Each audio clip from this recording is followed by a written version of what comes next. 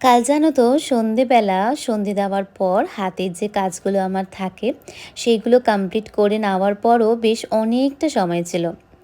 আর জানো তো আমার এটা বদ অভ্যাস কি ভালো অভ্যাস জানি না, তবে যখনই একটু ফ্রি সময় হাতে থাকে শুধু মনে হয় এটা করি ওটা করি।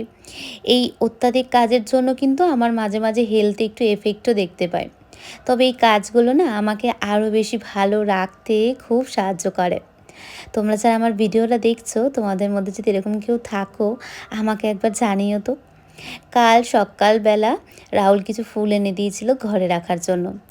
সকালে জানো তো প্রচুর কাজের প্রেশার থাকে, ওই যে জলে সুন্দর করে গুছিয়ে রাখবো সেইটুকু আর সময় হয়ে ওঠেনি, ফ্রিজেই রেখে দিয়েছিলাম। ফুলগুলো রাখতে গিয়ে ভাবলাম ডাইনিংয়েই তো ম্যাক্সিমাম সময়টা কাটাই, যদি সোফাটাকে একটু চেঞ্জ কিছু করা যায়। সোফায় আর কি চেঞ্জ করব, ভাবলাম আগের সোফার যে কুশানগুলো সুন্দর করে রাখা আছে সেগুলো দিয়ে যদি কিছু একটা করা যায়।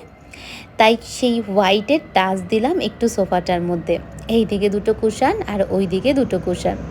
ফুলগুলো জলের মধ্যে রেখে দিয়ে একটা অ্যারোমা ক্যান্ডেল জ্বালিয়ে সন্ধেটা বেশ কাটলো। আজ আসি, কাল আবার তোমাদের সাথে কথা হবে।